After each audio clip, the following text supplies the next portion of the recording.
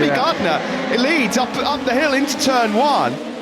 And here comes Xavi Vierge as well, and Jorge Martin. And it's a tiptoe through the first 3 or 4 corners here then for the Moto2 pack. There's your World Championship leader, Luca Mourinho, who at the moment not really suffering that much in terms of the points because he's right behind his closest rival, Enea Bastianini. There is Mourinho looking ahead to his fellow Italian. This is just a nightmare scenario for Luca Mourinho. Well, it's not too bad in the championship though, is it? But he's just desperate to see the checkered flag, I think. He'll want this one to run its course and move on to Aragon.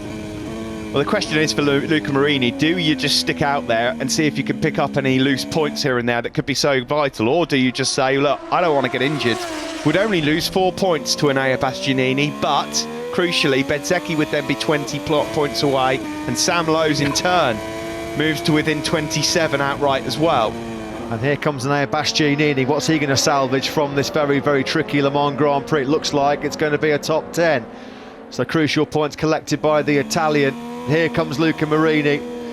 No points, but he will still crucially lead the World Championship by 13.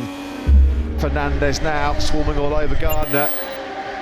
Will he be able close enough to maybe attack going into turn 7? Gardner does get pretty good drive coming out of 6, and yet there's no way through for Fernandez at 7. 138 once. Here comes Fernandez up the inside of Gardner at turn 3. Finally then, the Spaniard has made that move on the Aussie. He goes up now into 4th place.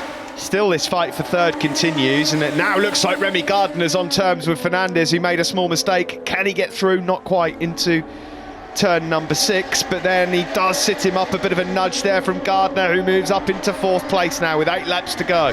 Just good to see him out there at the sharp end after that horrific crash in Misano.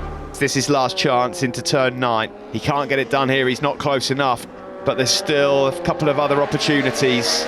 Again, he doesn't look like he's close enough to get the move done into turn 11. And he's running out of time. Yeah, looks like Bezzecchi may well have him covered. Is there going to be a late lunge coming in to record him on? That's where Gardner's going to have to line it up. It's going to be very, very close. He'll have a look. He's going to have a look, surely. He's going to go for it. Brilliant by Remy Gardner. Can he get it stopped? Will he run wide? Oh, what a sensational second place. They got a problem here. What's going on? Tony Congram as well. Now, what's going on here with the poleman's motorcycle? Joe's looking pretty upset about the situation, isn't he? Yeah, he's livid. He's absolutely incensed. He knows it. Is he even going to be ready to start from pit lane? That's the question. Good to see that Joe Roberts is out, but he cannot now start from pole position. There is Joe Roberts then in this race, finally, trying to claw his way back through. Joe Roberts, by the way, is up to 16th place with angry eyes. Yes, Roberts about to attack Enea Bastianini, and the attack is made. And has he made it stick? He certainly has.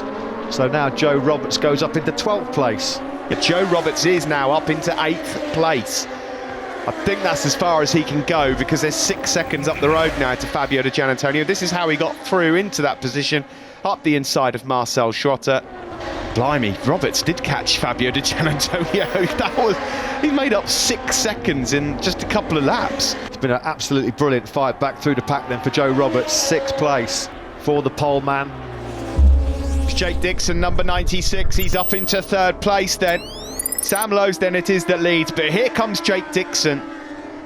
Oh dear, what was that?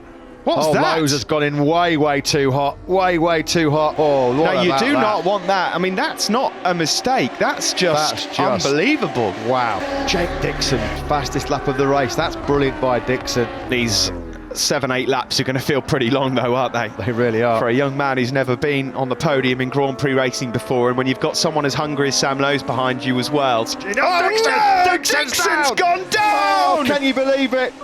Oh, dearie me, your heart breaks for Jake Dixon on the brink of history. That's not good to see though. Poor Jake Dixon. Turn 14 and Dixon is about to go down, losing the front as he tipped it in. What a gift for Sam Lowes, particularly in terms of the championship as well. Well, it changes quite a few things, doesn't it? It means Bezzecchi's only 16 away, and Sam himself would be 22 points down on the World Championship. Sam Lowes has won. The brilliant ride from him. 4 years of hurt come to an end for Sam Lowes. His 3rd podium on the trot, and he is back in business in this Moto2 World Championship.